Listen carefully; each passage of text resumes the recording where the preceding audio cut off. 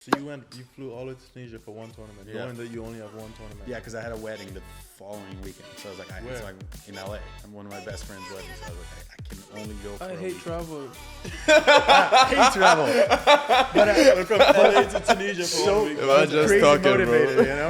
But I don't get messages on my phone. I'm too fucking popular. What's up, everyone? Welcome to the Changeover podcast. Before this episode starts, subscribe to the YouTube channel, like the video, and comment down below who you'd like to see us have on in the upcoming videos. Today's episode, our guest is Karue, fresh off of his 25k victory in Ithaca. Karue's a UCLA Bruin. He's up to 644 in the ATP rankings. We had a fun chat with him. Hopefully you enjoy the episode. Don't forget to like and subscribe. What's up, guys? I'm here to talk to you about the new IPN tennis circuit that's launching this year. It's going to be a tennis circuit held in Southern Africa from January to December, with tournaments in South Africa, Namibia, Botswana, Mozambique. The first tournament is actually going to be held in Harare, Zimbabwe. Registration for that opens on January 7th. Go to ipn.tennis to check it out and sign up for the tournament, as well as all the other tournaments during the year. There's a great opportunity to get matches in and to meet some awesome people. They are all prize money tournaments, meaning if you win the first round, you're guaranteed some money. For you guys who like dingles, there's going to be dingles at the tournament with prize money for the winners. Alright? Format is going to be best of 3 sets with super tiebreak in the third set, no act. I hope to see you guys at the IPN tournaments and have a great 2024. What's up, everybody? Welcome to the Changeover podcast. Today we are in Wesley Chapel, Florida. It's my first tournament of the year. As you can see, it's a little bit of a different setup. Today's guest is Karue. Karue, thank you for joining us. Thanks for having me. It's a pro setup here. Yeah, we're trying our best. I've been following you on your journey for a little bit. Obviously, I met you a long time ago in California, so it's nice because we spoke a couple of months ago on the phone about setting this up, and I was just kind of picking your brain because you're a lot more experienced than us in, I guess, the YouTube and social media kind of thing. So for those of you who don't know, not that we have a big audience anyway, Karue is a partner in the MyTennisHQ. It's not just you, it's also you and a business partner. So yeah, it was nice of Karue to come on to, I guess, to talk today about some tennis and to offer advice to us in the past. So before, and give us some views, hopefully. Yeah. No, we're gonna get you guys some more people. Like, yeah. You know, I think I told actually myself this year because it's weird because with this content creation stuff, you can get like kind of competitive about it. It's like, oh, that guy's getting more views than me, or this, whatever. And then so I was like, you know what, like I need to kind of let go of that. And you know, our channel is like big enough; it's gonna continue to grow, whatever. But if the space gets bigger, kind of like in golf, you know, YouTube, and it's just huge, right? There's, you know, all sorts of content creators in golf, but at tennis, I don't think it has gotten there yet. Or I guess there's like an older generation of people that were doing it, and then now there's like this newer generation of people trying to create content tennis related, and so if everyone can like continue to grow, I think it's good for everybody. You know? Yeah. And so I'm gonna try my best to help people, I guess. Well, I appreciate that. And I looked at it that way too. Like first of all, like when I think of other podcasts, I've watched several podcasts that do similar stuff. So why can't it be the same in tennis? And it can be, like you said, it's growing the whole space. You know, everybody wins if, you know, not that we have a big audience anyway. I mean, hopefully when we do have a big audience, we'll do the same thing. There's a different perspective. You guys are doing the podcast, you guys are playing and interviewing players, and you're like very in it. There's, you know, I guess most of the podcasts I've done are people who, you know, are tennis commentators or tennis kind of media almost. Yeah. But not anyone really like in the grind. So it's just like, it's whatever perspective that you can bring that could be unique in your own. And so, you know, that's kind of what you have to like lean into. Yeah. So when you started your journey, what was the reason for you to start, before we get into the actual tennis, but like what started your like social media, like the want to make a YouTube channel? And because we spoke a little bit earlier about the blog and this kind of stuff. So what was that journey like? Like what was the reason for you to get into this kind of business?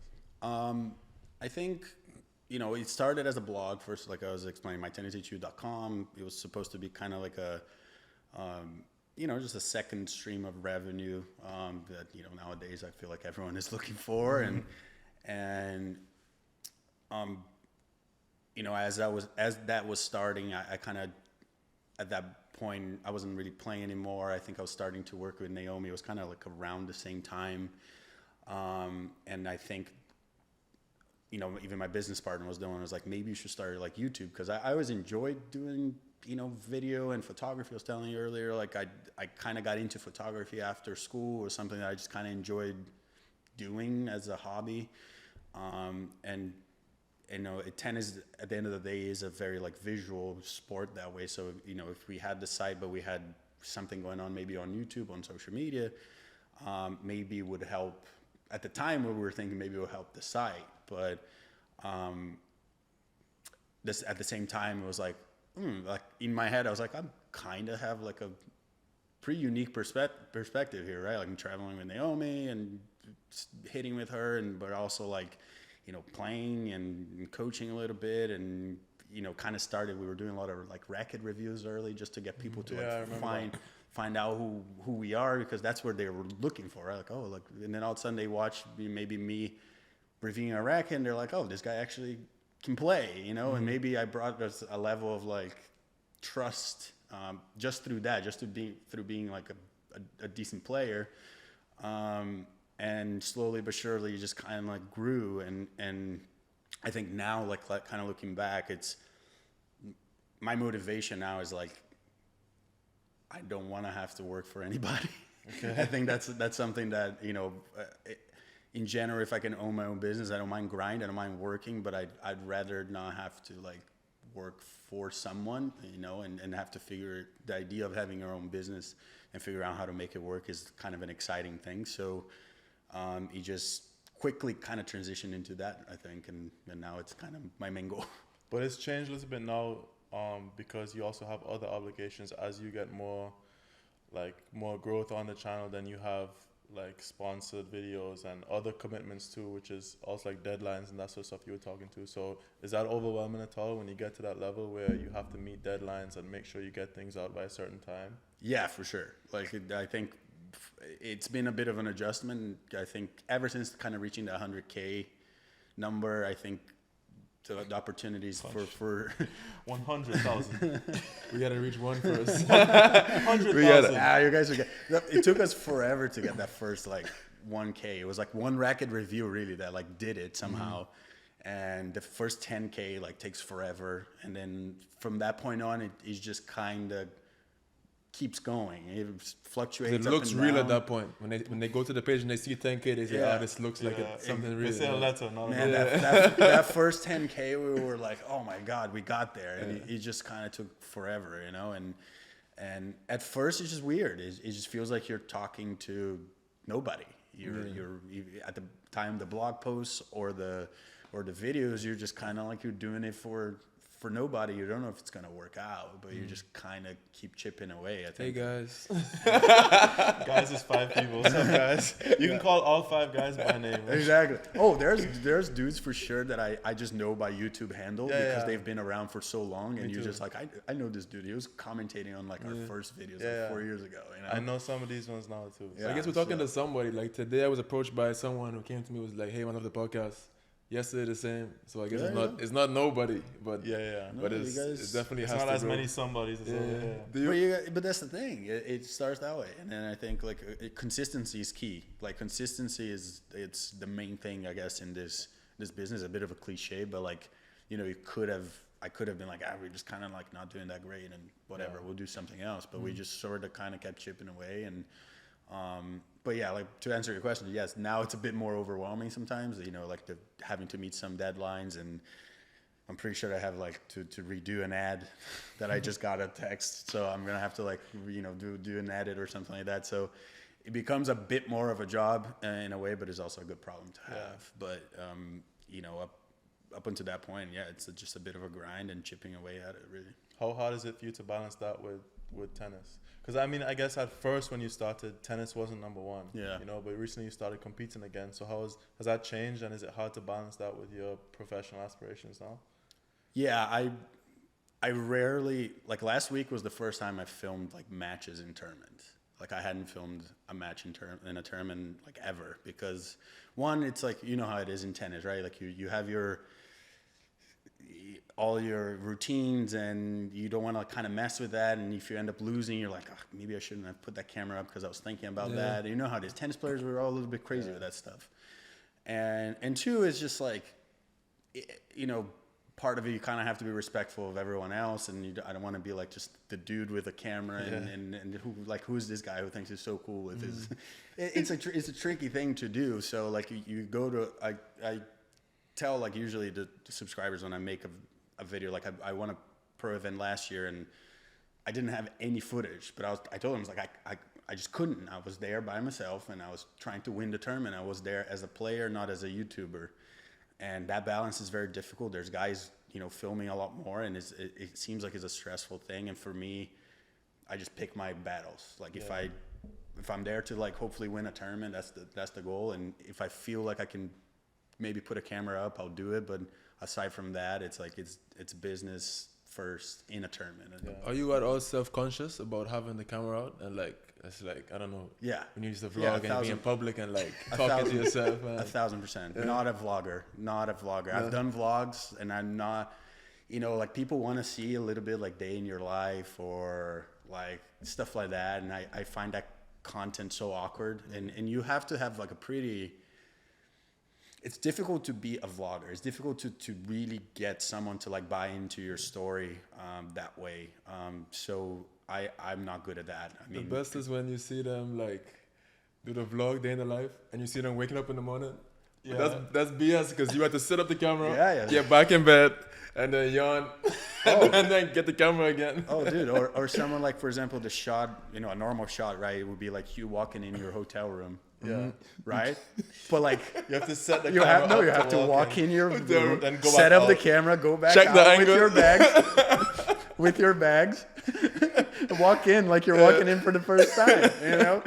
But it's like, if you can kind of let go of that, I think you can come up with like good storytelling. Like I made like one of my favorite videos I've ever made was about like Ojai. I won Ojai last year. The money tournament. Money tournament, right? It's the oldest tournament in America, I think. It's like 100 since like 60 something or 19 something. And it's just like a cool event. It's a cool week there. We used to play Pac-12s there, and it's like a month of tennis in Ojai. And it's a very historic, like little town. So I made a vlog more about Ojai than really me winning. There wasn't a lot of tennis, and I loved it, and a lot of people loved it. But the algorithm was like, nope, that's not what you do. It's not gonna do well. And it was like, it did terribly, but I got people saying like, this is my favorite video I ever made. So it was really cool, but it's like, you know what I mean? Like views wise, it was not great. And I've done it. I even did it with Marcos. I did some first couple of tournaments that we did together in Australia. Right? In Australia, I did a little vlogging, and again, it was the same thing. Great videos, people were loving it, but sort of like I watched those videos. Didn't do well. They just didn't do well, and future videos started doing kind of poorly because like the algorithm kind of stopped recommending the channel, so I had to kind of bring it back to kind of what we do usually.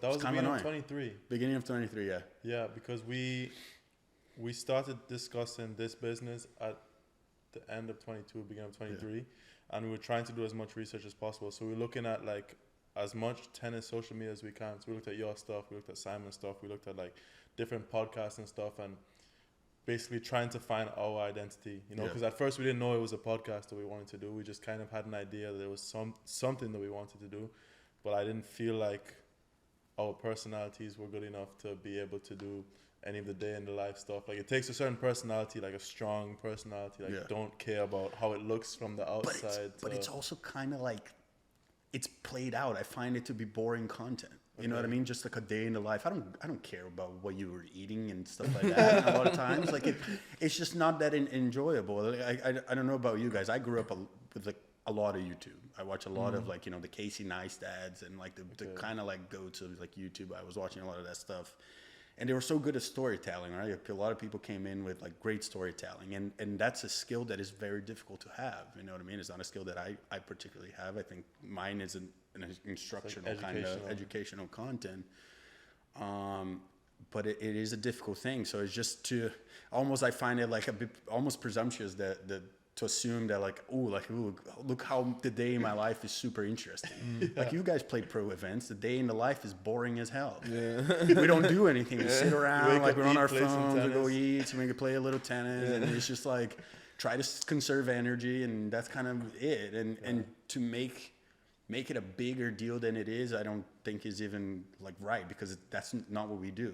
Like last week, like in Ithaca, like I got the notification on my phone, like your screen time went up like 78% this week. That happens to me every time I go to a tournament. Screen time up. Every time. Because what else are we going to do? Nothing to do at all. There's nothing to do. You play a little bit of tennis, and that's. But it helps now with the like I guess with us with the podcast. Like this will help because this burns up a few hours out of the week. We'll record one today, one tomorrow. Feels useful a little bit outside, right? Exactly. Like it doesn't drain you like with the energy. You don't get exhausted from it. I mean, if we do it at the end of the day, it's fine. Because if we are tired, and you just go to sleep at the end of the day. Yeah. But then, it's not like you're being physical, and it feels productive. Like feels productive, you know? Exactly. That's why I love having it too, because I can. Oh, I don't have anything to do. I'll cut maybe a reel or something and find a couple points or something like that. We need to learn to edit so we can do our own stuff, save some money. You can learn to edit. Reece will be out of business quick. What's your tennis story like? Like, how did it start? Because I feel like the good Brazilians normally go straight pro and they kind of forego college. So I'm kind of curious, like, what was your upbringing like in tennis, and what kind of made you choose to go the college route?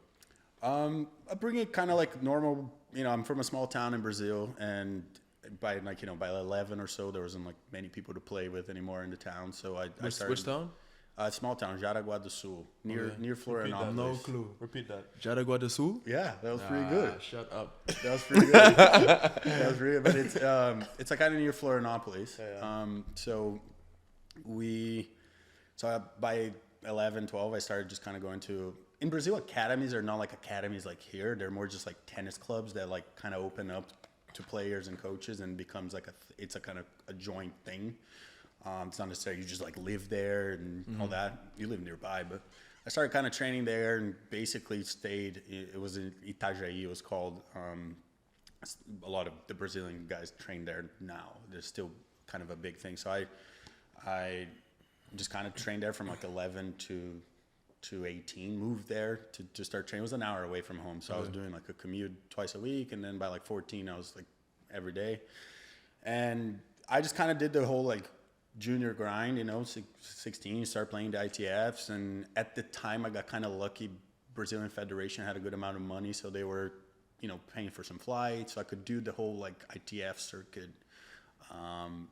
As a junior, I think I got to like 30 something in the world, but at the time we had a lot of like, good Brazilians. I was like 30 in the world. I was probably like the 6th best Brazilian. Were you on set with like Thiago Monteiro and these guys? It was like Thiago Fernandes. Thiago Fernandes was good, bro. Yeah, remember that guy? Yeah. He won the Australian Open. Do not know who that Oh, you don't know that? He won the Australian Open juniors. Okay. It became like a huge thing, but he quit at like 20. I saw him at Wimbledon. It was kind of nuts. Shout out Thiago. He's a great guy. Bruno Santana, Sorgi. There was like there's a few guys, and so one top 30 in the world, and you were the 6th guy. Is funny. Yeah. You work so hard and no one cares. The federation had the money, and then in Brazil had a lot of futures at the time. 2011, 2012, Brazil was hosting like 30 something futures a year. It was kind of nuts. But that second year of like 18, so it's 2011, my last year of juniors, I just kind of didn't do that well. I wasn't playing that well. I was a bit kind of burned with what I was doing. I wasn't sure what I wanted to do. And my coach in Brazil, Patricio, he was number one. He was an Argentinian guy who was number 1 in the world in juniors, and he went to Georgia for a year. And he was like, it's like, go to college. It's going to be the best thing for you. Like, and I always thought about, in Brazil, people think about college, but it's usually the lower level guys that end up going to college. But it's always kind of there. It's not something that we don't think about. You think in the past it's because there was so many tournaments in Brazil, like people think that they can just I just think the mentality in Brazil is that going to college is quitting. And that's the problem. And I think it still is the mentality. Okay. And that's a big thing. And I was just like 2011, kind of not playing that well. I was like, I'm out of here. I'm gonna go do something different. I'm gonna if I'm not going to become a top 100 player, I'm going to get something out of my talent, I guess, right?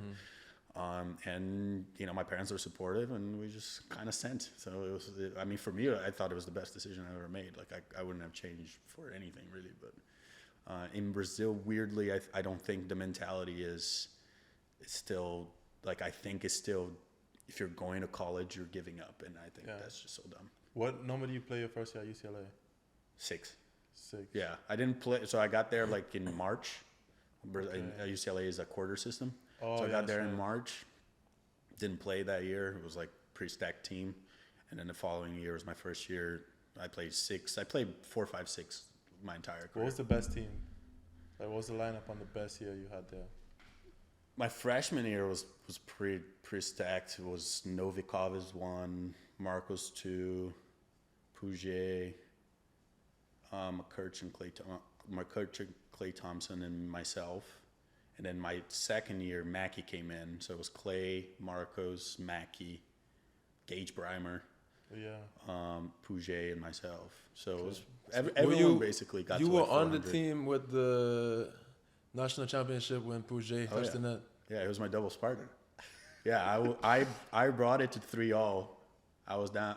We were tell down the story. 3-2. Tell the story for people who don't know. All right, so my freshman year, 2013, we were number 1 in the country, number 1 seed at NCAAs, and we played Virginia in the finals, and undefeated Virginia that year. But a Virginia that hadn't won yet, that hadn't won a title yet, they've lost a bunch of times to SC. And they had a pretty stacked team. It was like Dom and John. Who were the guys? Like the Shanes. Jameer Jenkins was one, obviously. Mitchell Frank didn't miss a ball. Didn't miss a ball. Mitchell Frank is the guy that you want to clinch, right? So, anyways, we go down. We lose the doubles point. We end up going down 3-2 with 2 matches left. My doubles partner match left. I end up winning, and like immediately as I win, like I sat down, like put my bags down. Puget broke like 4-3, go up 5-3 to serve for it, and so he's serving for it. We all go there. It means this is about to happen. It's 15-love, 15-all, 30-15, 30-all, 40-30 match point.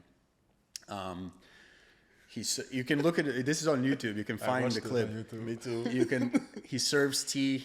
Mitchell Frank hits a Mitchell Frank return. Hits his bracket a few times. Goes on the other side. Puget comes in. He hits a back, and he didn't have a great back. And sorry, Puget, but he didn't have a great back. But he comes in, hits a back, and he's like, "I'm coming in." Moves into the net. Mitchell tries to hit a passing shot. I don't remember. I think it was a backhand volley. Adrian hits a backhand volley, and Mitchell sails a lob. So we're just looking at the ball. We're about to ready to sprint. We're ready to sprint the court. But in between the moment that Puget hits the volley and Mitch hits his shot, Puget sort of hopped and grazed his foot in the net.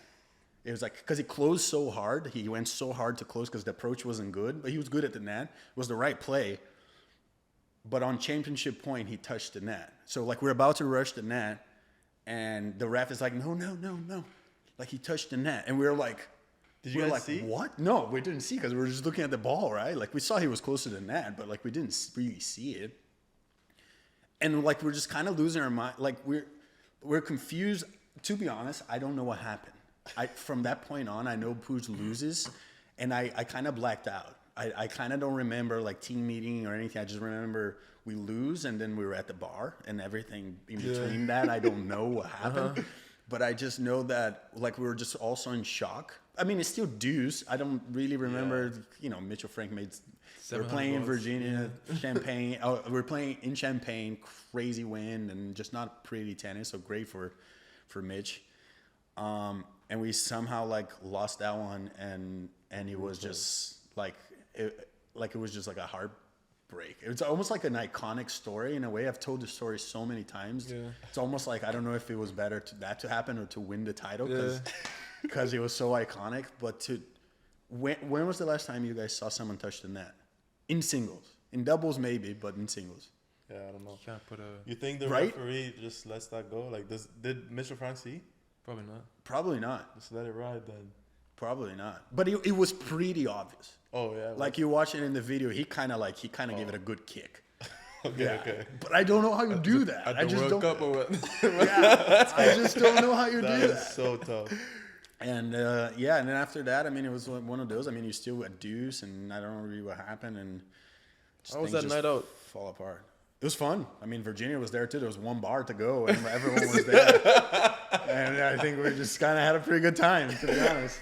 Everyone got lit. Tennis won this day. Yeah, tennis. UCLA won, lost, but tennis won. So. But yeah, it's a good story, like forever. I actually the one from the following year kind of sucked a bit more. I thought we were the best team in the country in 2014 with Mackey. Clay and Marcos are number 1 and 2 in the country. We have Mackey engaged, like, who are unbelievable, the best 2 recruits in the country.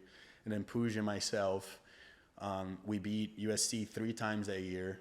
We were kind of just giving to them, and we ended up losing a tough one to Oklahoma in the semis, and then USC wins it, and we were like, "Come on!" Like it was in Georgia. The Oklahoma team that's when they started to go on their run. Like John Roddick was like Alcuerta and Alvarez at 2. Alvarez was good, man. And it was like Andrew Harris, Dane Webb. It was like a pretty stacked team. I was playing like Galea at 6, and it was tough. They were a tough team. I mean, they made 3 finals in a row, but like I thought that year, like we were like the best team. Are you still locked in, like with the UCLA college chance and stuff? Like not so much. You live in LA. But not so much. I think. I mean, the team has obviously not been like great for the past few years. I don't think, and I just the new stuff with like NIL and stuff like that. I just don't really know what's going on in college tennis. You know what I mean? I don't know how recruiting works nowadays and who has the edges on that and who's going to be able to kind of game that system a little bit. I think, UCLA, the school in itself, they were always they're very strict with recruiting and things like that. Like we're not messing around there. So I don't know how they're going to be able to compete maybe with certain schools that are able to offer, $100K for someone to come play for a season or stuff like that. So I think that the new NIL stuff kind of has turned me off from college tennis in general. But these schools must have such a crazy competitive advantage. Who doesn't want to play in LA? Like, who doesn't want to go to school and? Well, but now schools. It's like, do you want to play in LA or do you want to play at, you want to play in some other school that's going to pay you $50K? Well, they're promising you to help you with your career after, and all this money stuff is hard. Exactly. Yeah. It's like that's the thing. Like I would probably choose like the second, right? Like I mean, what is Virginia's offering the Brazilian guy Fonseca to go there. I don't think he's gonna go, but if he were to go, I'm sure he's not going for free, right? Yeah. So that kind of has turned me off. Like I want to see, obviously, I always like to see guys from college doing well. Like when you see some dude is like, oh, like Nuno Borges now, like just doing unbelievably well. So I still think is a great route for people to develop. But I'm kind of old. I'm kind of removed from it. I'm 30. But, so taking a step back to when the idea was that you weren't going to go pro, so that's why you're going to go to school. So when did that change? Because I played you in Claremont last round qualies the week. Was that your first title that you won? Yeah, it was my first title. Yeah. It was my first tournament back. For after college? After college. Right? So when did you decide before that you were going to go pro? I didn't. I quit. I finished school in 16. I played him, and I lost him. He wasn't even playing tennis. And then he wins the tournament. No, I played a lot of men's opens that summer. Okay. Yeah, I went and cleaned some men's opens, and we got to make some money. California has some good men's opens. You know what I mean? There's some stuff that pays like decent, like 3,000, 4,000, 5,000. So it's it's kind of nice. But basically, I finished. I was playing really well, like at the end of 16. But kind of mentally not in a great place, to be honest. Just kind of like, you're finishing school. You don't know what the hell you're going to do anymore.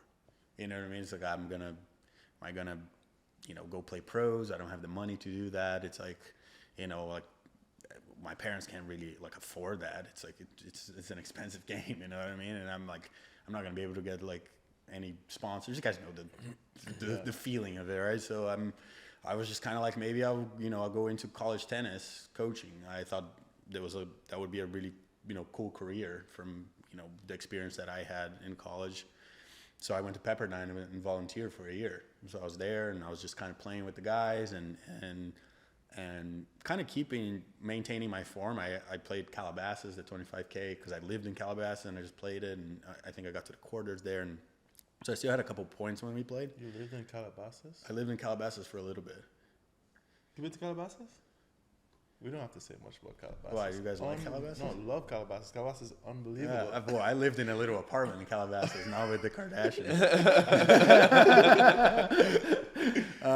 But yeah, it was nice. I mean, it was a good, Pepperdine is a great place to work. I commuted over the canyons and got to Pepperdine and Malibu. It was awesome, my business partner went to Pepperdine. He played there. I was his coach for a year. And so kind of did that for a year, but then kind of towards the end there realized I was like, why am I not giving this a shot? I'm playing well. This is kind of the time to do it. And I'm 3 at this point. Might as well give it a go. So I just kind of played all these men's opens, and I was like, there was going to be Claremont and Laguna Niguel, Fountain Valley. And I was like, let's just do it there because I'm home. I can sleep at home. I don't have to travel to spend the money. And then I ended up winning the tournament. The first one, I was like, I guess we're going full out. So that's just kind of how it went. I think it's just difficult to go away from it, clearly, because I keep coming back. So it's a difficult thing to go away from. Why'd you quit the first time? Money, really. Okay. Yeah, I mean, you just. But you were 300s when you quit. Yeah. You quit at 370. No, I quit. So I got to 370. Then that year I was actually getting a new visa, so I had to go deal with some stuff that I'd take a little time off. And then towards the end of the year, I had a little hand thing that I'd never really get injured, luckily, but it was a 3-4 month thing that I couldn't defend Claremont and USC. So my rank dropped to about That's 5. 2 titles. Yeah, 2 titles. And then the transition tour came. Remember the transition tour? Yeah, in 2019. So the year I quit was middle 2019. And that year, they added that transition tour thing. So I'm in no man's land. I'm basically my ranking doesn't get me in challengers because they were basically just pushing the challenger tour. Yeah. And I had to fully restart. It was a full restart. I had to go to 15Ks and build an ITF ranking. And at the time, I'm like, what is happening? If you're at 3 something, you must have been pretty high in ITF, but then if you get hurt, you lose those points. All of a sudden, it's quick. You go back down quick, and you have to be they only let 3 spots from ITF into you had to something. It was so. You had to be the best. You had to be top 15 maybe. What's that Portuguese guy that wins a billion futures a year? Gonzalo or something. Oliveira. Yeah, he wins 18 futures a year. Then he was going to be the one getting in challengers, but so it was sort of a culmination of things, right? Financially, you're just kind of struggling a little bit, and then this happens. You feel like you have to restart. Maybe you're a bit burned out. I made a kind of a full video on that recently, kind of reflected on that. I think I saw it too. Yeah, and in general, I got a taste for. Bro, I watched this man's video.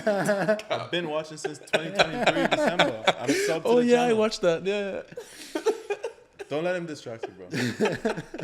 No, it was funny. This is a shared space, huh? Shared space. Same space. Shared space. Share it? Shared. He talked earlier about tennis. We can share this space. Oh, it's the space where we share. I'm talking about the tennis community. It's not a competition. Okay, I got you. I missed it. It went over my head. My bad. Come on, act like you've been here before. Cut this out, Reece. Cut this piece. But yeah, I think it was a combination of things, and I started kind of doing a little coaching in LA, and you kind of start getting a feel for just having a normal life, and it weirdly became very appealing. I don't have to travel anymore. I don't have to worry about that. I'm making some money. Get a dog. Yeah, I got a dog, and exactly. I did. You gotta watch it for real.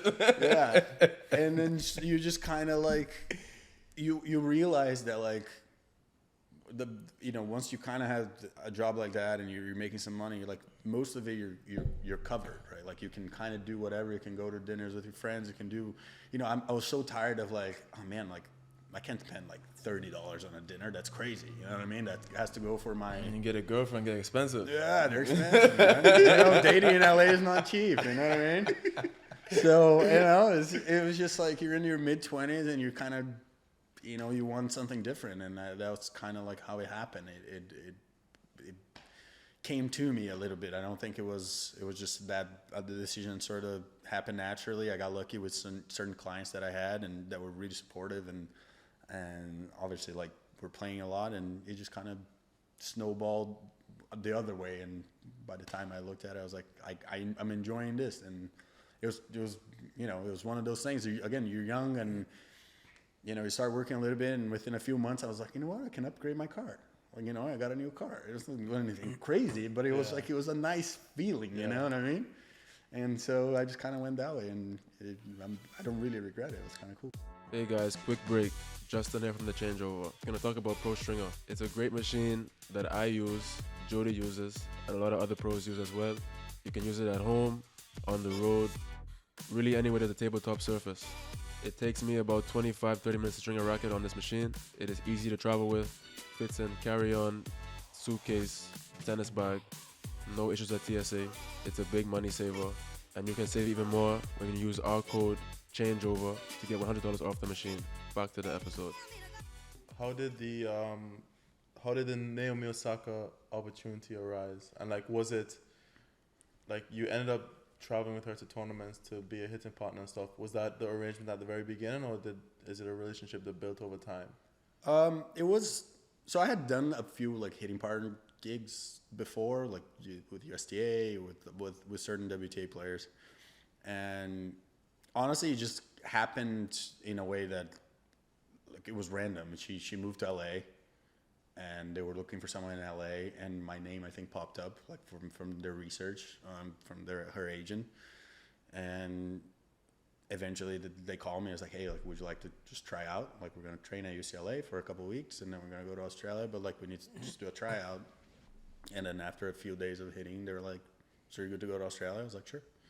And it just kind of worked out that way, and then it became, we stayed kind of like working together like on and off, just because at the time, like, again, still visa stuff that I couldn't travel outside of the US. I was fine with my P, but it was like a tricky like visa thing. I think with Brazilians, you have to go back to Brazil. Yeah. If you leave the country, you have to go back to Brazil to come back to It's a very difficult thing. So like I was like, I just can't keep doing that. I'm not gonna like leave and then have to go to a consulate and redo it. So I was doing basically the work in LA, like just training with her a lot in LA and do the US events. But it was COVID year. So we did Australia, and then COVID hit. What was your responsibility like on that team? Like literally just do whatever. I mean, just hitting, but I came in with a coach who's still with her, Wim Fisset, Belgian guy. He's been with a lot of players. Basically, every time he's available, someone snags him because his great track record. So we came in together. He's kind of a young guy as well, and we got along really well. And I think he kind of respected my tennis knowledge in a lot of ways. So he was really cool about. He would ask me, questions about her game, and I'd say something, and he would tell me to tell her, and it was like an interesting, like, again, I stayed in my lane, but when I was asked to do it, I'd give her feedback, and it was I had a great experience with her. I thought the year and a half, we won 2 slams.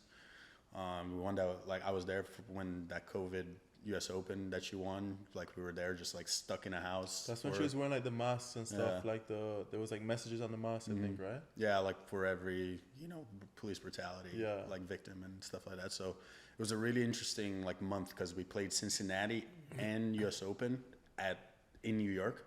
Oh yeah. So we stayed in the house. So we had to give our location. So it was like house, site, house, site, house for a month. Straight month.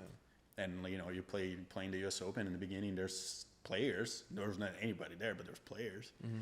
And then by the end, it's like you, the team, the other people's team, and some workers, and that's it. And you have the entire entourage for yourself. It was pretty wild. It was a wild time. Have you seen her Netflix documentary, like the 3 episodes? Yeah. What did you think of it? If you remember. I remember not that much of it. I thought. Like, was it accurate to how it actually was, like in her, like in her preparation, and then like I guess the things that she was feeling and stuff, because it was. Yeah, Naomi's very like. she's very like in tune with her feelings. And like she might not be great at expressing a lot of things, but she's very in tune with her feelings. And I think part of the reason she is so good is that like almost like genetic combination that she has, right? Like she's half Japanese, half Haitian, and she has like almost like the work ethic, like to like put her head down, do the work as a Japanese do, but she has like a lot of intuition when she plays. She has the feeling of it. You know what I mean? Some people like work really hard, but they don't have the feeling of the game. And I think that was always the thing for her, like very, we didn't overwhelm her with stats and things like that. We allow her to like kind of figure out and play. And the Netflix doc was, I think it's tricky with those docs just because you are telling your own story. And I don't know, like if you're always going to be a little bit biased, right? If you are the one telling your own story, like, cause you're in a way in charge of the edits and in charge, like, I don't want this, I want that, whatever. So I just remember feeling like it was a bit sad. Yeah. I feel like it could have been a bit more. Yeah. You know what I mean? I felt bad for her. Like, it's like it kind of built into this, like, this is how I am, and I have all this, like, maybe emotional things that I have to deal with, but there was never like then the positive side, right? The side where it's like, well, even through that, like I've been able to make some positive change in Haiti and all that stuff. And I thought like the positive side of maybe the struggle wasn't in it as much as maybe it should have been. Yeah, I'm just curious, like anytime I hear anything of her, it always seems more on the sad side. Mm-hmm. Was working with her, was it always very emotional, or was she also down to have a good time? No, it was always a good time. That was the thing. Yeah. When things like turn, like I remember it was like their European tour, like they were in the clay, and she didn't want to give the interviews, and it became a whole thing. And I wasn't there, so I wasn't sure what was happening. I just remember, 3 months before we finished preseason for Australia that she won in 2021, and I was telling everybody, it's like she's gonna win Australian Open. I was like, she's playing so well. Like I was like actually like she's beating me in one set, and that one set was like, typically you start a little slower, just like let's keep her in. And I remember I kind of gave her a break, and I couldn't get it back. Usually you can kind of get it back, and I couldn't get it back, and she like won like 6-4, and I was like, oh my god. Like, she's playing unbelievable. So you had to be conscious of her confidence when you guys play practice sets? Yes. Whenever you play points and stuff, like, you obviously, like, you're going up and down, right? Like, oh, she's playing really well. Let's give it to her. Because the goal as a hitting partner is not to just make balls. It's to, like, keep them, like, challenged, right? Okay. Like, keep them, like, but if some days, like, you got to manage your level at the same time. You got to manage it. And I think that's why I was a good hitting partner. That's rough. Well, I think I was a good hitting partner because I was coaching before, so I could kind of sense it. I was like, oh, like she's looking a little flat here. I'm gonna give her some like nice balls right into the strike zone, and then like all of a sudden she starts feeling herself. Maybe she's a little too confident. Yeah, take that. Now let's just like give her exactly. And Wim liked that. Wim was always like, like never like if she leaves the ball like somewhat short, put the ball away. Do not like give her the ball. You know what I mean? So, like that. So. Pre that Australian Open, I mean, she was playing so freaking well. Like, I mean, she was just hitting winners left and right. I was like, she hits the ball way bigger than all of us here. Like, she hits the ball freaking big. So, like, if she's striking and she's putting, like, she's super accurate when she's, like, on. And she's like, I'll give it to her. I've never seen someone, like, hit, like, we did a lot of stuff with cones, like, hits cones like crazy. Mm-hmm. And I'm like, whoa, that's actually pretty impressive. Like, she hits that many cones. So when she's like firing like that, gut in the racket, and that ball is just freaking flying by you. So at the end, sorry. And so she's just playing like really well. So people, I think the assumption is that like she's like always sad and like, but she's always like kind of like chill. She's super chill, just chill. She kind of. I imagine that's how it was. Like, there's no way.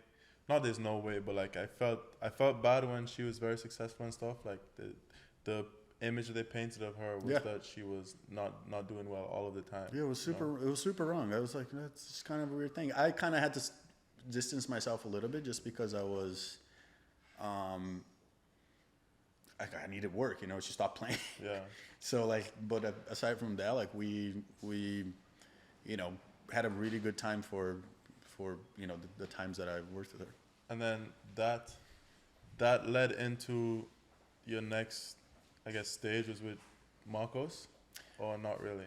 Not really so much. I think Marcos was always kind of like one of those things that we were just always talking tennis a lot. You know what I mean? Like he's talking about like how he's playing, how he's feeling, and how this and that, and we're just kind of always like bouncing back and forth about tennis, and it just sort of naturally progressed into, you know, he was with Max for a long time, and you know, Max was just kind of like maybe getting a little, I don't want to do like 30 weeks a year, so it was like maybe we'll split some of the weeks, and just kind of became a natural thing. Really, it wasn't like super planned.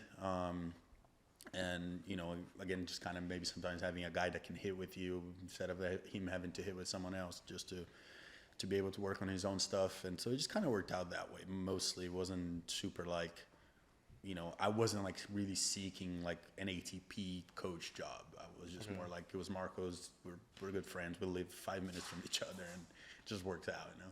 What was that experience like? You enjoyed it? I enjoyed it just to certain things. Like for me, I have a hard time, you know, like you guys know, like again, on the road, even at the highest level is the same thing. There's a lot of dead time. There's a lot of just like downtime, and you know, some people really love the traveling. I find the traveling part of tennis the hardest part for me in general. Just kind of a homebody.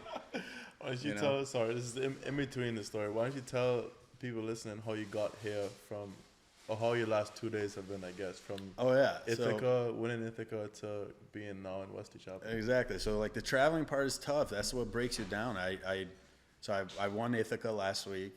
So played on Sunday, was leaving the following day, 5 a.m. on Monday. So, you know, wake up at 3:30. I'm in the airport by like 4:20, just sitting down waiting for the flight. Then we're all like sitting down there. We got a notification. The flight has been pushed to like 9:40. I got delayed too. Delayed. But then that means missing the connection, right? So I have to get another, like change the flight, because apparently the crew stayed in a hotel that caught fire, so they didn't get enough sleep or some stuff. And I'm just like, awful day for you, huh? Yeah. No. So like, hear me out. So like, I'm like, okay, I'm gonna nap for like a little bit and just be on this 9:40 flight and get my next flight, and I'll be fine. And then it gets pushed to like 1, and I was like, I can't do this. So I have to get my bags, rent a car, drive to Syracuse, get on a flight. This is like 8 a.m. at 8:30 a.m. at this point. Drive to Syracuse, get on a flight from Syracuse to New York, and then New York down here. So I wake up at 3 a.m. to get here at like 8:30 p.m. Man, texting me said it would have been quicker to go to Australia. Literally, if I had left like, you know, LA, Australia, I would have been in Australia for a 3-hour basically flight, right? Of flying. So yeah, the traveling is the hardest part, and man, on tour schedule traveling, it's brutal, you know. So like that kind of thing, that kind of breaks you down a little bit. I enjoyed, you know, like being around that, and you know, you're just around that high level and just kind of like soaking it in a little bit, and you know, helping Marcos and all that stuff. But it wasn't a lifestyle for me. I think some people love the lifestyle. If I'm not the one playing, I'd have a hard time with it. So that's what drove you to come back then? Like you were around the game a lot, and obviously I'm assuming what happens is you're sparring with him a lot, high-level players, and you're playing well. Yeah. Because you wouldn't want to come back if you weren't feeling like you could come back, right? So is that kind of what happened? Part of it, I think, the 3 years of, again, just being in coaching and hitting partner and being with Marcos and being around all these people, I think like it was 3 years that I learned a lot about tennis. You know, one, as a coach, you're always seeing, you know, kids doing stupid stuff. They're like, man, I do that too. You know what I mean? Like, and you start like almost like ironing out your game without even training. And then I'm hitting with Naomi, and I'm just hitting, and I'm like learning some stuff, and I'm listening, picking up like, you know, an idea here, an idea there. And, you know, coaching is so good for your game. It's so, you know, you can be very objective about like someone's tennis, but when it's your game, you're always emotional about it. And so the time off doing that sort of gave me a little bit more clarity about the game in itself. And and just like, again, just picking up like knowledge here and there. And I think I got significantly better, not just hitting with markers, but throughout those years by just playing and not worrying if I was getting better.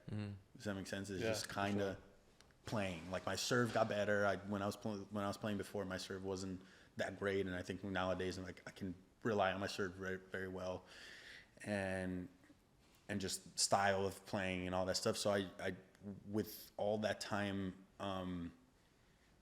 away, I was able to get a lot better. And then nowadays when I'm playing, I can be a lot less emotional about my game. Like, is it easier for you to pick up on that stuff? Like when you start to get into that emotional game, you can just, you notice it and you can adjust? It's a lot easier. I mean, the first thing was like I started playing those PTT events last year when I had time off. Like Marcos would go with the other coach, and Newport Beach has a lot of PTT events. It's like 40 minutes away from home. So I was like, I'm going to go play that. And I played one and I won it. And it was like 6 matches. Nice. You play a lot of matches.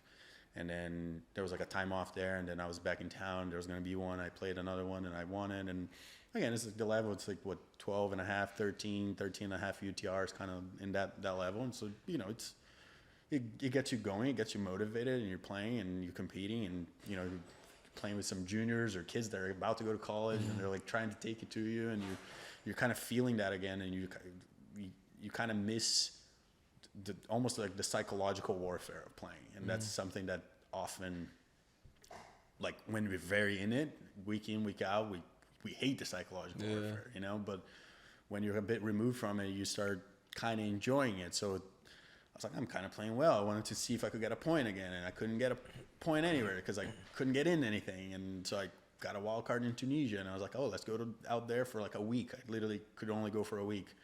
And I went out there and like got lucky in the qualies a little bit, and got to the quarters, and I was like, I got a point again. And so you flew all the way to Tunisia for one tournament, knowing that you only have one tournament. Yeah, because I had a wedding the following weekend. So I was like, it's like in LA. I'm one of my best friend's weddings. So I was like, I can only go for a week. I hate travel. I hate travel. But from LA to Tunisia for 1 week. I'm just crazy talking, motivated, bro. Crazy motivated. Bro, your confidence must have been through the fucking roof if you're flying to Tunisia for 1 week. It was through the roof. I was like, I'm going to Tunisia and I'm going to get a point. Like, there's no chance I'm not getting a point. Okay. And I kind of got a bit lucky. Any nerves? First round, I was like shitting my pants. Of main or qualies? Main. Qualies, I kind of did it. I got an easy draw, but first round I was playing some French kid, and I was tight. Nervous. I was nervous. So when I was serving for it, just kind of trusted it. I was like, I'm nervous, but I've been playing well, so I either fall apart here or I just like let it fly, and I kept like just letting it fly. I was serving for it. I was like, you've done this, I had like at some point like a 20 match winning streak that year, just playing PTTs and men's opens. I was like, you've done this a million times this year, served it out a bunch of matches. Just trust it. Just keep one good swing at a time. Yeah. So I got through that, and then I played like some pretty relaxed tennis the following 2 rounds. Lost to the 1 seed, kind of tough. Lost to a guy like Gautier. Alexis Gautier. Like I lost him like righty. No. He's righty. Righty, tall, lanky French guy. Lost to him like 6-4, and I was like, I'm kind of like right in that level, so why not? Why not go again? How do you approach the game, like matches and tournaments, differently now than you did when you were playing for the first time? I think now it's kind of like one. Obviously, there's like a little bit less pressure in terms of like I think of the financial stress of everything. I'm not necessarily playing for the money or for the ranking or for like to become like there isn't like necessarily like a number in sight. Like my goal is to like make like slam qualies. I think like a sort of like a obviously the goal is to be top 100, but I think a doable goal like if you're playing well is to get to the 250 number. But that it's not like super stressing me out. I think I can now play a little bit more relaxed isn't the thing because we all feel it, but like maybe not worried so much about that end goal versus just the match that I'm playing. And I think very hard to be present when you're a competitive tennis player, right? Like, you know, this guy won last week, and like, oh, this and that, and we have FOMO, we should be playing this. Like, there's all sorts of things that like don't allow us sometimes to like just play. So that part, and then just kind of, I mean, something I was telling, like, I was actually just shooting a video from last week, but I was saying that I think that part of it is also like trusting the work that you've been putting and the inputs that you've been getting. Like, I've been lucky with Marcos, like, he has a relationship with Agassi, and we kind of worked with him a couple of times, and Agassi has given me some pointers that I was like, oh, that really like opened my eyes in a lot of ways to how to play. And can you give an example? Just like basic things of like, you know, like engagements of the match, instead of like, sometimes we're so stressed out about like our own side, but like we're not even like aware of like he says something like, if I'm thinking about myself so much in the match, like I'm not playing good tennis. I just need to notice what they do really well, because Andre was playing like 7 steps ahead of everyone else. He's like, if I do this and that, and you're gonna do this and that and that and that, and he was playing chess, right? And everyone was playing like checkers. Mm-hmm. So like just certain things like that. So like understanding like what keeps you neutral, what keeps you, what gets you like 55% ahead of that point. How can you stay there for a long time? Like, how can you play like low blood pressure tennis, great tennis, but low blood pressure tennis? We're always like trying to rev too high sometimes, you know what I mean? It's like, we're gonna play a guy who's like a little bit better. It's like, I feel like I need to play so much better than I am. And there are certain things that allow us, I think, to play. Again, I'm a bit older now, so I'm not necessarily too worried about the ranking or the money, because I'm not doing this to like get rich or anything like that. I want to compete and I want to play, and that allows me, I think, to play some good ball. Yeah. You know what I mean? And so it's a tricky balance to have, but that I think that allowed me to then just trust what I did. I did a lot of fitness this off season, did a lot of training this off season. So if I come to the tournament, I gotta let go. You gotta allow yourself to then just play.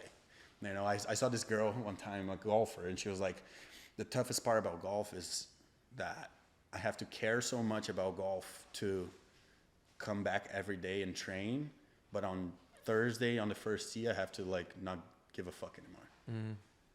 But how do you do that? Yeah, you know what I mean?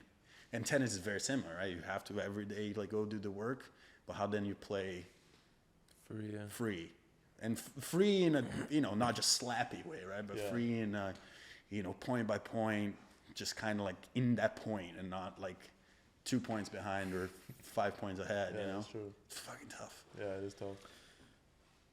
I don't want to get too like personal, might not be the right word, but you obviously have like a very clean backhand. Yeah. And I think you've been sort of open about the struggles on the forehand side. Yep. How do you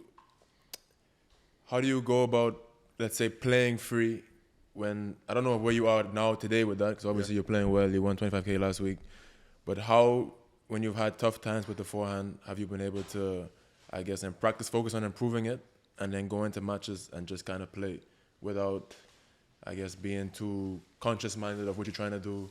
Like, how do you balance the two ideas? I think the first thing is like trying not to panic too much about it. Mm-hmm. You know, I think for most of my career, I'm like, oh, should I be hitting the forehand like this way? And then you're looking at, you know, like a guy like my age that I beat in juniors was Team, right? And he plays that crazy forehand heavy, and he was so successful with that. And while I was playing, I was looking at it, I was like, should I be hitting like that? And stuff like that. And so it's like the first thing is like trying not to like panic and like then go into like, I want to hit, you know, my forehand like Fed or like Carlos. Like, you have to kind of stay within like, I guess, even your physical limits. Like, for example, I don't have like the fastest hand in the world, so like why would I try to hit my forehand like, you know, like Carlos? You know what I mean? They have so much snap on that wrist. So it's like finding what keeps me more effective on that side versus necessarily being too perfect, right? So again, not panic too much, not try to make too many changes. I actually like taking time off, and not like, you know, if I can take like 2-3 days off to just like let the body reset, and then you go back and you can just kind of like hitting out of like muscle memory helps. I did make some changes like the last, I'd say, 18 months, where I just made it like just more compact and just more like out of my chest, and I'm just gonna like allow it to just like let it fly from here versus being too big and have too many things maybe go wrong. Because that's what I do on my backhand is just a very simple sort of motion. So just simplifying that process, and just honestly kind of accepting that it's just kind of going to be bad sometimes. I think there's very few people in the world who can adapt to conditions so well, like, you know, the best guys, like Novak or something. So there's going to be weeks where, unfortunately, it's just not going to be very effective. And there's not maybe a lot I can do, you know what I mean? But there's going to be weeks where it's just maybe the condition. People don't think about that much. Like, that often, you know, like you play in a condition that's probably not ideal for you. You have a bad result, and then you think, oh shit, I need to fix this. I need to fix Y. You don't have to fix anything. You don't have to fix anything. You know, it's like you take the same level, the right condition. Yeah, you play the same level somewhere else, and then maybe you have a good result. I feel like this week it seems like it's playing almost like clay court style, like, right, that ball's going up and down, and like everyone's kind of throwing that ball into that loop up and down. It's just gonna be like, not you today. I'm gonna try not to. Yo, the first 5 minutes is nothing above my knees. Like, backhand is going straight this way. Side spin, backhand is going this way. Yeah, but it's strictly, you don't know if like it really in the match how effective that's going to be, right? Like if it's actually gonna do any damage. So you have to be like kind of hypersensitive to again what's kind of keeping you at least like neutral on the point. And sometimes you might have to be like, you know, kind of having to go a little bit more, but sometimes it might, you know, like with a good example is like we would watch Marcos play Bautista Agut, and the better Marcos hit, the better Bautista hit every time. Marcos was hitting amazing, and Bautista was just like, and he just takes Marcos out every time, just because Marcos almost plays too clean. But every time you would watch him play, like Marcos like almost wasn't even thinking about it, but he would play like a kind of worse shot, a worse ball. Then he would kind of like be able to get ahead, you know, and so like, but he didn't have like that sensitivity to notice that and to maybe like understand like, oh, maybe if I play a little bit like shorter and worse, like I'll get some results out of this, right? So yeah, it's like it's a tricky thing, and I think just in general, at the end of the day, like I feel like there's always going to be a side that we are not as comfortable in, and we just kind of have to work. You find yourself like mentally training your forehand during a match, or you too much. Still. Yeah. I was telling myself last week that I didn't want to do any swings because I have the just like in between points you're always like swinging. Yeah. And I was like, stop swinging, stop swinging, just like, you know what I mean? Go to the next point. Go to the next point. But I think. I do think about it a lot. Like I'm always like, I'm not so worried about like, I don't know about you guys, but like for me it's feeling. I feel like I'm way too in tune with my feelings playing. Like, this feels right. This feels right. It's not necessarily how it looks, but it's like, what's the ball doing? Yeah. It's the feeling, right? Like, is that almost like, do you feel the racket the entire time, or is there a point where you almost like lose where the racket? It's kind of like a golf swing. It's like. You don't want the feeling to then change the way you're actually swinging at the ball. Because probably you're swinging at it the same way as you were yesterday, but it feels different, and then you try to change something, and then you actually, you know. Exactly. And then you actually make a change that is not going to have, it's not going to be natural, right? Exactly.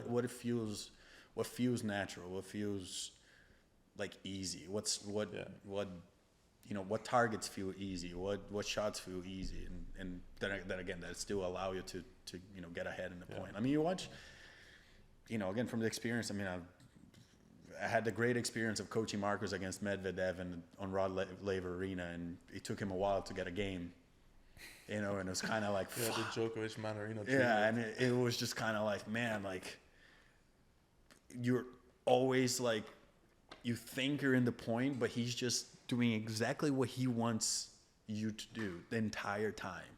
And that's kind of the more you watch those guys, like, the more you see that, the more you see how like they make the match get played the way they want to play, and they can control that so well. They're not changing anything. They're not like their stats, and like here's maybe where this guy struggles a bit more, but in general, there's a level of self-confidence on what they do, even if it's weird. Like Daniil is so weird. Everything he does is so weird and unorthodox, but he believes it like crazy. But which one comes first, right? Your ability to do it or the belief, and it's the eternal struggle, I think. Yeah, I wanted to ask you, because obviously playing at UCLA, especially the time you did, so many great players. You had Giron, you had Mackey, all these guys. Cressy, yeah, a bunch of good players. Like, what did you pick up from these guys? And, like, what made them, I guess, the upper echelon of college tennis compared from everybody else? I think each of them had, like, different things. Marcos was, like, he was outworking everybody. Okay. Like, Marcos just, like, he works. That guy works. And then he has like, ants up his ass or something because he cannot sit still, you know? And so he was working, like, really hard. He was more physical than everybody at the time. And I thought that was like his thing, and he just, you know, he had a kind of a slower progress through the pros, but he never sort of let up, right? Kept working, kept chipping away at it, and he made it.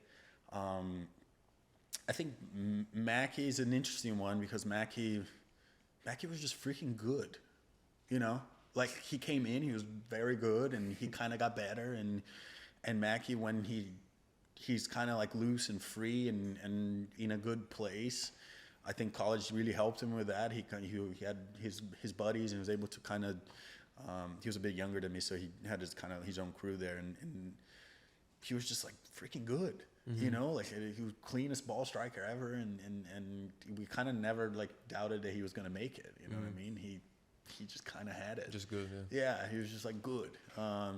I think he actually kind of sometimes like doubts himself a little bit more than he should. I think he ball striking wise, he could, you know, he's up there. So I think what I really picked up is, I mean, people are just kind of unique to their, you know, their timelines, their abilities, and, you know, Cressy, I mean, he came in, he couldn't play doubles. Like, I played doubles with him, I couldn't talk. He was so nervous. He couldn't talk. He was like so nervous, like, just call everything. I was like, okay, I'll call everything. Yeah. You know, he couldn't really play. He couldn't, like, really hit a ground stroke at the time.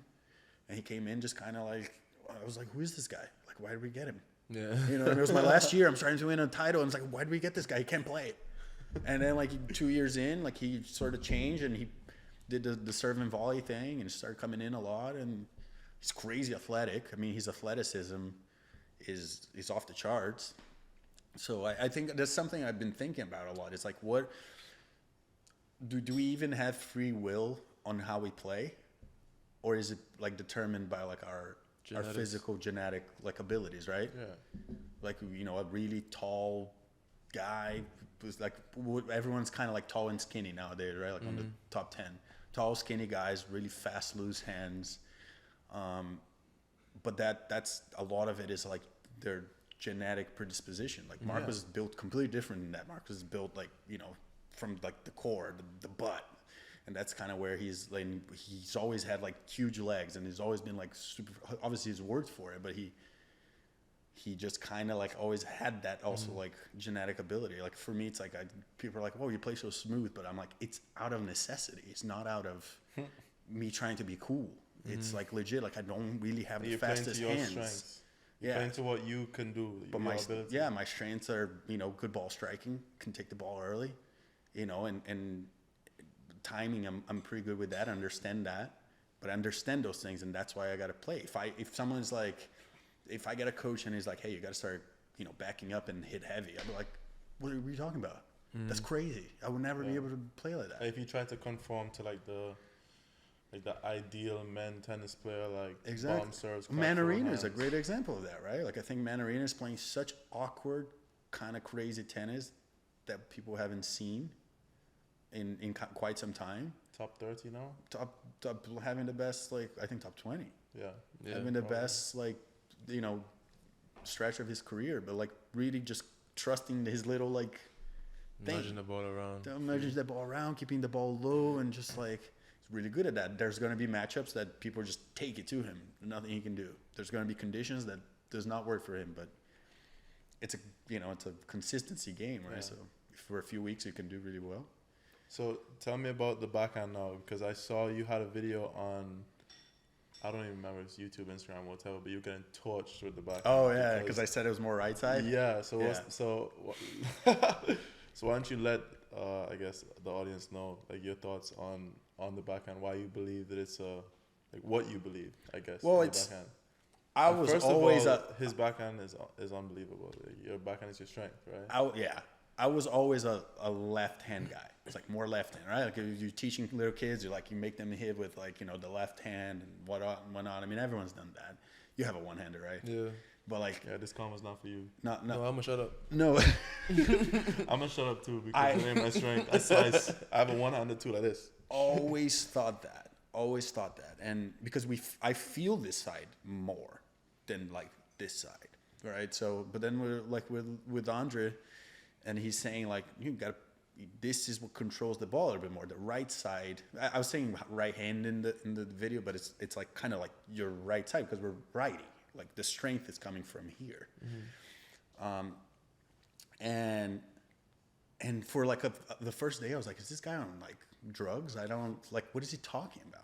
But as we kind of like went along, I was like, oh, like it's like there's a part of the backhand that sometimes gets lost in the process. Like we go like from here and we're just thinking acceleration forward, but there's that first part of like that racket drop and that first like pull into the ball that is basically a one-hander. Like I can hit a great one-hander because I basically just let go of my left hand and I just go like that. And once I put the left hand into it, so it starts as like a take back, and then there's going to be that first drop and that first like pull with the right side with your strong side, right? And then like the left starts kind of catching up, and then by the time you're hitting, like both are kind of like in action, and then you're gonna get here. But what happens is when you put too much left into this, you just kind of like start chicken winging it a lot, right? It's like you go like that, and you have no strength, no control. Yeah. But when you go like right side, you can like really like let it fly. So it depends a bit on like. Yo, we have this on video. It depends a little bit on grips. I'm not gonna lie. I think there are people who are way more lefty. I feel like Murray is a guy who's like super lefty with it. And so like what so grip you don't you think have? That every backhand is majority, right? Just depending on the. I don't think every, but I have. think the majority. Like if I'm teaching someone, I would be teaching because I've done it. I've done this with like, 3.0s, like guys who are not good. They can barely hit. And I would make them like do a little bit more right side on it, and then they would hit it just like off feeds and stuff. But I was like, that looked pretty good. I was like, that didn't look like weird lefty. It looked like he just got controlled, and that the face of the racket started to like roll through nicely. It wasn't like this choppy like thing. But it's. You got again, I always on the video, felt, I got kind of like half, because there's apparently like, now Banyan has said that, Novak has said that, someone tagged me in a video. You're in good recently. company, I mean, I can see Nobandi and I was about to say, and I was just kind of like. How did it come across, like, you having a bad backhand there or something for Agassi to tell you, like. No, not me, it was, we were working someone else. With Marcos. Ah, okay. Yeah. Okay. But just kind of like, it was an interesting, and then there was like someone tagged me recently. It was like a video of like Novak kind of like telling someone, and they're like, he was kind of like telling him to like extend a little bit the right side first. And I was like, there you go. It's just, but again, like Novak is a bit more like, that right hand is a bit more like Western, right? Like it's not like so like Eastern here. I think like, someone like Tiafoe, right? Like he's so like bunty with it. Yeah. I'm not sure. It could be like, but he still needs this. He can, like I got in a thing with him like in Houston, him and Tommy Paul. And they're like, you're crazy. Like it's the left side. I was like, well, I'm gonna listen to the guy who won 8 Grand Slams and not you guys. You know what I mean? Yeah. But like, but I was telling him, it's like I felt left too. I was like, I know what you guys are saying, but I was missing a piece of the whole thing because I always said like more left hand, more left hand, more left hand. I mean, there's a two-handed backhand, so it makes sense that you have to. But like we're not lefty. Yeah. You know what I mean? We don't have the power. Doesn't come from here. It comes from like here. Yeah. You know what I mean? It's very. This topic is very like. I don't know. There's not many people to be like, oh, I understand. It's like either you do it this way or you do it this way. Yeah. You know? So like it's like. I just feel like in coaching in general, like the nuance is lost. It's a bit lost, and so like, what I try to do on the channel a lot is not worry about like technical things, like too much like upper body, like lower body. I think we all have to kind of do the same thing, the same motions and, you know, load and weight transfers and things like that. But what we do up here, it's pretty personal, you know, it's pretty individual. How we see the game, do we see more, you know, straight? Do we see like more curved? Like I asked Sandra, because I was like, what was Fed's thing? You know, it was like, because it's kind of, you know, we know he takes the ball early, hits the ball super hard, but what was his thing? He's like, Fed's ball was always like bending away from you more than you expected. Like he actually played with a lot of like curve and shape. Mm-hmm. So you always thought you were kind of in the ball, and then like by the last second, that ball like went away from you another like, you know, 10 inches, and you're like not in the right place.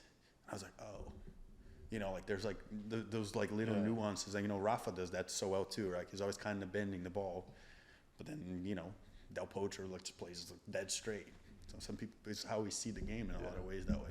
And you can, like when you accept that your identity is like kind of what we talked about before. Like if your game style is gonna work in these weeks and these days and stuff, you don't panic as much to try and change and try to play your way at every single. I don't even know how to explain. Like you can't play like high spinning on courts that are gonna go fast. Then you know you have to accept that it's gonna be a tough week. You try and manage how you can. Don't try to change it, because then when you go to the place that you're actually gonna do well at, then you make adjustments. You obviously want to try to like have a little bit of everything and be able to manage everything, but it's just kind of hard, you know. And that's something that I think the guys that dominated tennis for so long, like don't get, you know, go play Madrid and then play Rome.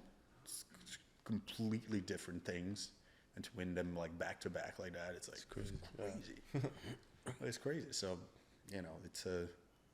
But ultimately, not many people can do that, you know. No, and I just think for, you know, for the listeners who are kind of like amateur like players, you can't really tell that like in a video or in watching a match. Like you can't really tell how the milliseconds that maybe like, you know, the court from this week versus last week, how that ball gets to you, the change in height that it can happen. Sometimes even from the outside, you can unless you're playing, you can't feel it. So it's like people can be like, how do you miss that ball? Like, you miss it like because there are certain times where it's like there are, you know, you're maybe more comfortable hitting that ball 6 inches a little bit higher, but that ball is never getting like there. And, you know, for instance, that's what Daniil does to everybody, right? He's always making you hit like almost in your knees. And those changes can be very like very difficult and so minimal, but they make a, you know, if you like to drive the ball and the court's kind of gritty and you feel like you hit a great ball and the dude still gets there and still passes you and you're like, I just hit a great ball. It reminds me, like 2 weeks ago in preseason, I was training. We're doing doubles drills, so I'm doing cross-court forehands. There's two guys, like one guy, my partner at the net, their partner at the net. And I'm working a lot on like weight transfer and like trying to see like as soon as I get an opportunity to come in, I'm gonna crush the net. And I feel like I was doing it very well in training the last couple of days, but then this day I'm rallying cross court with a junior, and he's working on the same thing, like trying to get his weight into the ball every time. And I just feel like it's a regular rally ball that's coming towards me, and I wasn't doing the drill well. So I was getting frustrated, and I was telling my coach like, yo, I'm like, what's going on here? Like, I've been doing it fine. I feel fine. I was hitting fine in the warm up, and then we start doing the drill, and I'm doing it off, and he's like, no, don't worry, he's mishitting. And I'm like, but I can't really see that he's mishitting. Like I can't hear that he's mishitting. Like what I see from his end is that he's trying to do weight transfer, so he's trying to like time it well, move through the ball, but because it's his first or second time working on it, he doesn't do it as clean. So sometimes he hits it really clean, the ball comes to me, but sometimes he doesn't hit it clean. I can't tell it's a different ball. I don't really feel it's a different ball, but it's a different ball, you know. And he was telling me like, he said, Jody, don't worry, just trust me. Like, you're going to be fine tomorrow. You'll be fine with anyone else right now. You'll be fine. Like, he's just not playing clean. You can't really notice it. That's why maybe you're not adjusting to some of these balls, you know, but ultimately don't panic, you know. Yeah, can't panic. It's so easy to panic. Yeah. I haven't, you know, seen you guys like training and like how your routines go, you know, outside of tennis, but it's outside of tournaments, but it's so so easy to like just panic. Yeah. You know, True. one bad day, you're like, oh my God, True. it's the worst. You know, and I don't know.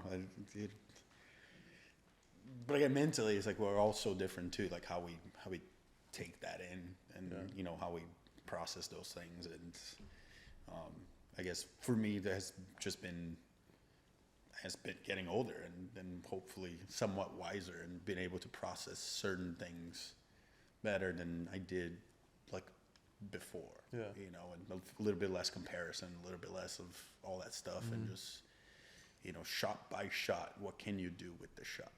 Hopefully the second run at the pro life for you goes better. Not that the first one was bad. Yeah. So. And that's the goal. But that's again, I think everything that like all of us are doing, especially in this content creation kind of world, is. I was thinking about this in Ithaca. I was like,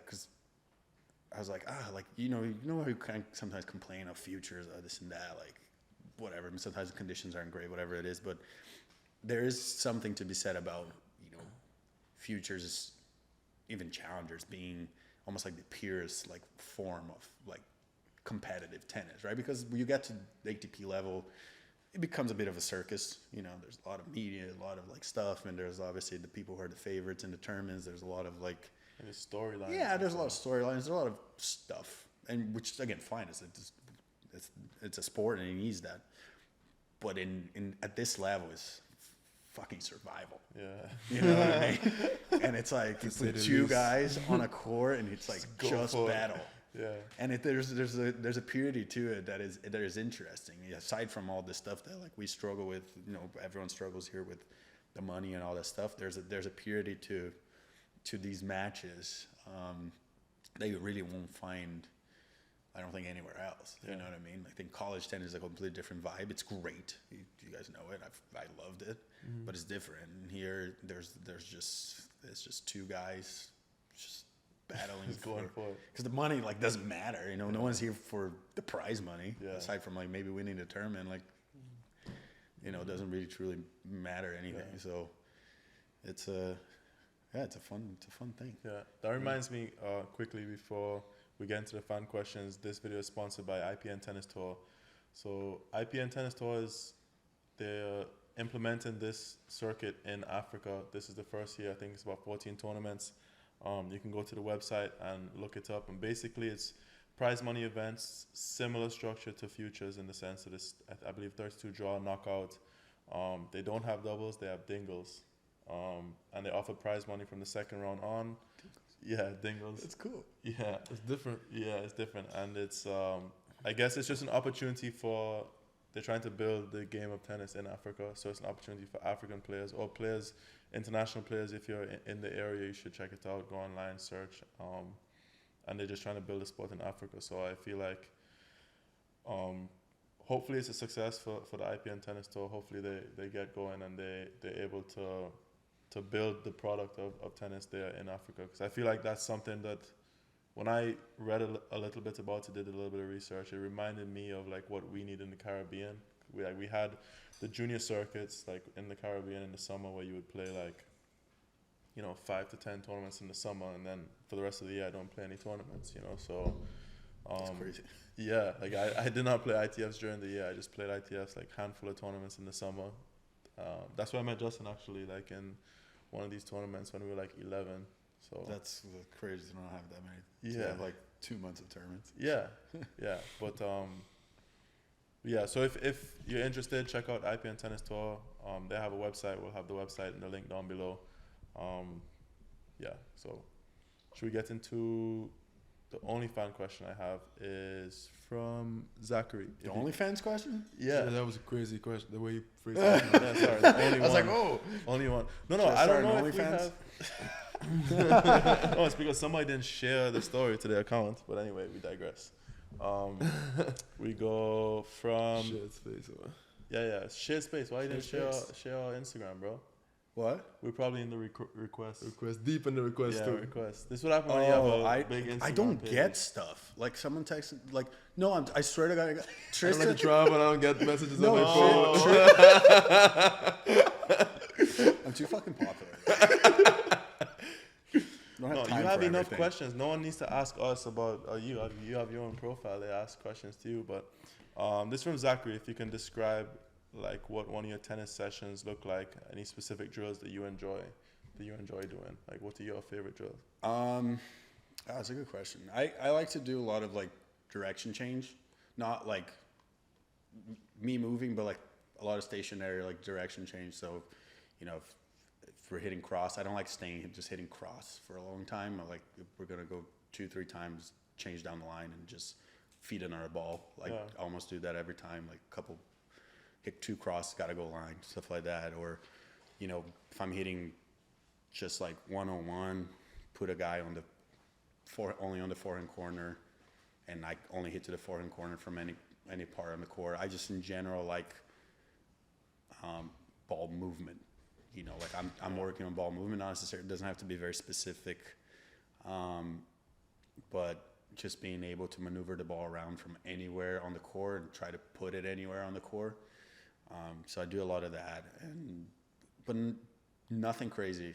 I think a lot of people think, I don't know about you guys, but like I think in general a lot of amateurs think that a pro tennis session is like we're doing crazy things. We're doing cartwheels and then hitting forehands and stuff, but it's mostly just a lot of very playing points, things, you know, and then playing a lot of like, you know, you have only a second serve or situational points. I do a lot. We do a lot of that stuff, but that's just as old as time, right? I think everyone has been doing that forever. Yeah, it's like, you know, feed a ball on the run, play it out, or something like that. Just for me, similar. Like, I've really enjoyed recently since I switched to doubles. Like, primarily my training, I've enjoyed a lot of the cross courts, but like transition stuff. You know, so trying to hit the ball big out of the middle of the court. If I change line, I try to change in the alley because you have to kind of think that there's someone, you know, in the singles part of the court. So you want to change line very accurately and strong, and then try to come in when you can. So that's kind of one of the bigger focuses for me recently, just so that, not that I'm going to spend a lot of time at the baseline, but I know my forehand is a strength. So like when I am there, I'm a presence and like make them feel pressure to not want to rally. Maybe they'll bail out early. Maybe I'll get a ball that I want to. I'll come in, put pressure. So that's kind of what I've enjoyed recently. And just any transition games, like volley games and stuff, I started to enjoy more. So, what about you? Favorite drills? Yeah, any drills? Like what do you enjoy working on? Like, yeah, situational stuff. I like to play maybe I like my forehand inside out, so maybe we start some points where in situations where I have to use my strength the way I like to do it, and just kind of rep that out and make sure that that's pretty clean. And then, yeah, I actually like to play points that are situational, so like running backhand, running forehand, play the point out, stuff like that, and then just regular points, serve, return. Just whatever you need to work on, just kind of put it in a situation for points, because that's how you do it in the match. You have to do it in a point situation. So once you wrap it out, find a way to make it applicable to real tennis. Yeah, I think like it's something most of my viewers are sort of that 4.0 level, 4.5, whatever. And UTR? No, I'm just kidding. I don't even know what a 4.0 UTR like looks like, to be honest. But yeah, they a lot of them just like want to, you know, just groove. You know, they want to hit down the middle a lot, they want to cross a lot, and stuff like that. I'm like, you're not ready for the chaos. You're ready to feel good, but you're not ready for the chaos at all. Like, I play so well in practice, but so bad in matches. I mean, that's the question I get. If I ever make like something like ask me questions, I would promise you like 6 out of 10, it's like I play well in practice but bad in matches. That's everybody. That's even the pros too. Yeah, it's even the pros. I'm like, what do you think you're special about that? Like that's the entire goal, to play somewhat the same level you play in practice, you know.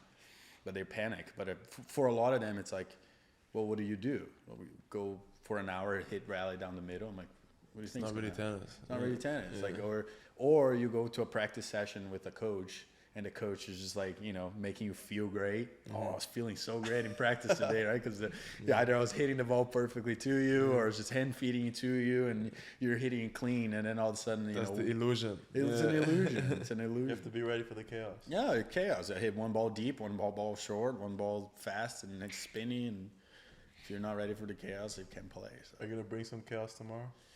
I don't know. The conditions seems like they're chaotic, so we'll see. We'll see how it goes. I hopefully can just kind of keep riding this out. Feel good. I don't feel too tired from last week, and that's good. But you know, it's always first round is always kind of tricky. Just knowing how the balls are going to, what you do is going to, what kind of chaos is going to create, right? So, got to find that out, but not stressing over it. Just got to go out and play. Well, I don't even know what time I play. We won't keep you too long. It's getting late here. So, Karue, thank you for spending time with us. Thanks for talking. Of course. Guys, don't forget we have the Pro Stringer deal. If you want to get the Pro Stringer, $100 off when you use code Changeover. Also, we have merch in the store for not too much longer. So if you're still watching at this part of the video, feel free to go to the store and grab some merch. We're in Wesley Chapel. This video will be released, I guess, a week from now. So by see the time how we do. So hopefully we have a good week. Hopefully we're not out of the tournament by tomorrow. These boys play singles tomorrow. I play doubles tomorrow. So we're hoping to have a good week. So thanks for watching. See you guys in the next episode.